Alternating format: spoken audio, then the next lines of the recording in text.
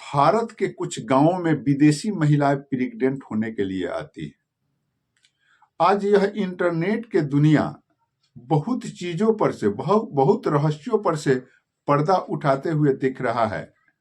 और आज हम आप जो कुछ चीजें जान रहे हैं, यह किस्सा कहानी में गुम कुछ दस्तावेज थे, जिन दस्तावेजों को यह इंटरनेट जो है पटल पर लाकर रख रहा है। आखिर विदेशी महिलाएं भारत प्रेग्नेंट होने आती हैं, तो यह आज का किस्सा नहीं है, यह आज की कहानी नहीं है। वहां के लोगों में जो परिचलन था, वह परिचलन हम लोग नहीं जानते थे, लेकिन आज जब इंटरनेट का युग आया है, इंटरनेट का समय आया है, तो ये एक एक बात हम लोग के सामने उठ करके आता है। यही कहते हैं परिवर्तन, यही कहते हैं सोशल मीडिया। तो आज इसी कहानी को हम लोग इस वीडियो में जानेंगे कि आखिर वह भारत के कौन से गांव हैं और वह विदेशी महिलाएं क्यों उस गांव में आकर के वहां के पुरुषों से प्रेग्नेंट होती है। तो नमस्कार, आदाब, सत श्री अकाल। मैं भागीरथ ठाकुर आज जो आपको कहानी सुनाने जा रहा हूं, यह लद्दाख के राजधानी लेह से लमसम 163 किलोमीटर दक्षिण और पश्चिम की तरफ स्थित है। और इस गांव का नाम है बियामा, कारकुन, दार्चिंग, दाह और हानु। और इन पांचों गांवों में ऐसी एक जनजाति रहता है, बोकपा। और इस जनजाति को आर्यों का वंशज कहा जाता है। अब आर्य शब्द जब आते हैं तो आप थोड़ा सा इस पर हम प्रकाश डाल देना चाहेंगे कि आप महाभारत देखे होंगे और गांधारी यह बात कहती है धृतराष्ट्र को आर्यपुत्र, और भीष्म पितामह को भी आर्यपुत्र कहा जाता है। उनकी मां सत्यवती जो है बार बार आर्यपुत्र कह के ही उनको बुलाती थी। तो ये चीजें जो है आर्य, हमरा कहना है आर्य, तो ये आर्य का जो प्रचलन था, या कहीं ना कहीं से किस्सा कहानी के रूप में, अगर आप भारत में कुछ किस्सा कहानी सुनते हैं तो सभी देशों का अपना अपना कुछ किस्सा कहानी होता है। तो यूरोपीय देश के लोग भी कुछ किस्सा कहानी सुनते हैं, उनके यहाँ भी कुछ प्रचलन है। तो उसी प्रचलन में वहां के लोग यह बात मानते हैं कि आर्य जो है हमारे ही वंश के हैं, और आर्यों की शुद्ध बीज भारत में ही अभी वर्तमान में निवास कर रही है, यह उनकी ऐसी मान्यता है। और वह शुद्ध बीज जो है बियाडा, कारगोन, दार्चिंग, दाह और गन्नू जैसे गांवों में ही विशेष रूप से विराजमान है। कम से कम 5000 परिवार जो है वहां अभी वर्तमान में विराजमान है, जो एक जनजाति का रूप लिए हुए है, ब्रोकपा जनजाति। ब्रोकपा जनजाति को ऐसे घुमक्कड़ जनजाति भी कहा जाता है। ये अपना घूम करके भी समय को व्यतीत करते हैं। और इनकी खासियत यह है कि यह किस्म किस्म के ड्रेस में रहते हैं, और इनका कद काठी काफी अच्छा होता है। लंबे कद काठी के ये लोग होते हैं, सुंदर बनावट के होते हैं। इनके जबड़ा जो है ये गठीलापन होता है, इसमें झिझरापन नहीं होता। इनके आंखों का रंग नीला होता है।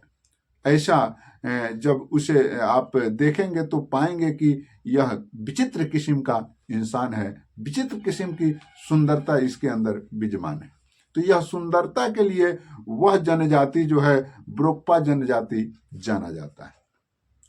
और वहां के जो है लोग, उनका यह दिमाग है कि यह हमारे ही वंश के। और एक और दूसरा जो है नया कहानी है, वह यह है कि वहां के लोगों में यह मान्यता है, यूरोपीय देशों के लोगों में यह मान्यता है कि विश्व विजेता सिकंदर बख्श जब पूरे दुनिया पर विजय हासिल करते हुए भारत के धरती पर पहुंचता है, और भारत कि धरती को संपूर्ण रूप से वह कब्जा नहीं कर पाता है, इस पर शासन नहीं कर पाता है, और बहुत दिन रुकने के बाद जब उसे यह महसूस होता है कि मैं इस धरती को नहीं जीत पाऊंगा, तो वह यहाँ से रिटर्न होता है। और जब रिटर्न होने लगता है तो इसी लद्दाख के गांव में जो है उनके सैनिक रुक जाते हैं, कुछ सैनिक, और कुछ सैनिक जो रुक जाते हैं, कुछ अधिकारी भी रुक जाते हैं,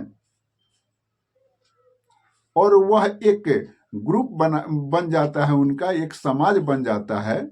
और वह समाज जो है आज भी प्रचलन में है, और उसी समाज को ब्रोकपा जनजाति के रूप में आज हम लोग जानते हैं। और उनसे जब वह यहाँ रुके तो उनसे यहाँ वंश वृद्धि भी हुआ। तो ऐसे परिस्थिति में यह जाना जाता है कि वह तमाम इलाका शुद्ध रूप से सुदृढ़ मजबूत इरादे वाले विश्व विजेता सिकंदर बख्श के ही वंशज है, और उनके सैनिकों के ही वंशज है। इसलिए उनके अंदर एक मजबूत बीज होगा, उनके अंदर एक सुदृढ़ बुद्धिमता युक्त बीज होगा। या ऐसी मान्यता है कि वे लोग बहुत बुद्धिजीवी होते हैं, लंबे कद काठी के होते हैं, सुंदर दिखने वाले होते हैं, मजबूत जबड़े के होते हैं। और इसी सोच के तहत यूरोपीय देश की महिलाएं और खासकर जर्मनी की महिलाएं यहाँ आती है, और यहाँ के वह अपना होटल वगैरह लेती है, और यहाँ उस गांव में घूम करके अपनापन बढ़ाती है, और वो अपने पसंद से किसी पुरुष का चुनाव करती है, और उस पुरुष को वो तमाम चीजें उपलब्ध कराती है जो उसके सुख सुविधा का चीज हो, जैसे भोजन सामग्री, कपड़ा लत्ता, जो भी उसके परिवार को जो आवश्यकता है, खिलौना वगैरह खरीद करके उनके बाल बच्चे, उनके परिवार को संतुष्ट करती है वह महिलाएं।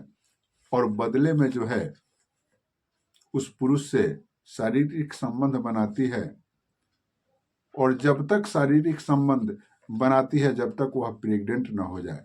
और यह पुरुष भी बड़े ही चाव के साथ उनके साथ एंजॉय करते हैं,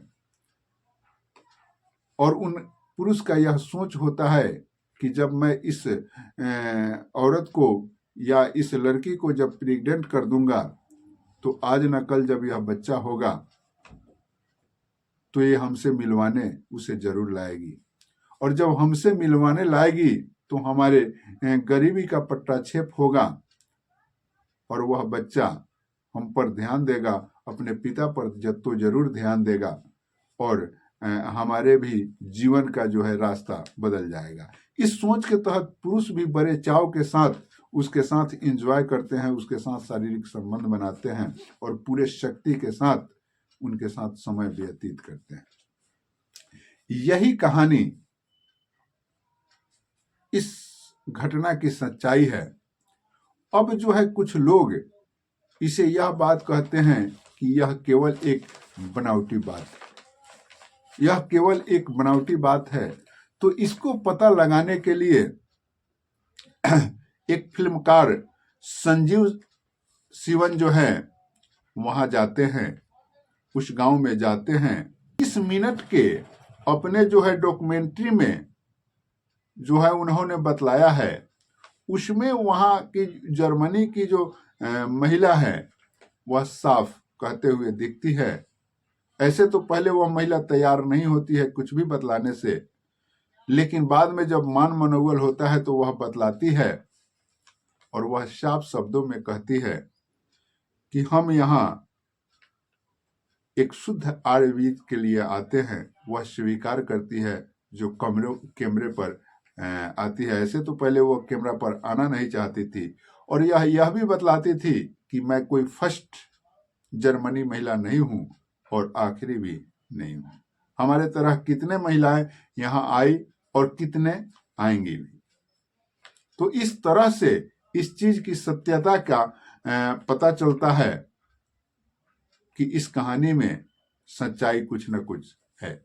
तो ऐसी विविधता हमारे देश की रही है, ऐसे ही भारत को विविधताओं का देश नहीं कहा गया है। भारत को ऐसे ही सोने का पिंजरा नहीं कहा गया है। ऐसी ऐसी चीज हमारे इस भारत के धरती पर है जिस किस्से और कहानी को सुनकर आपका चौंकना लाजमी है। बाकी मिलते हैं एक और नए वीडियो में, अब तक के लिए इतना ही। जय हिंद।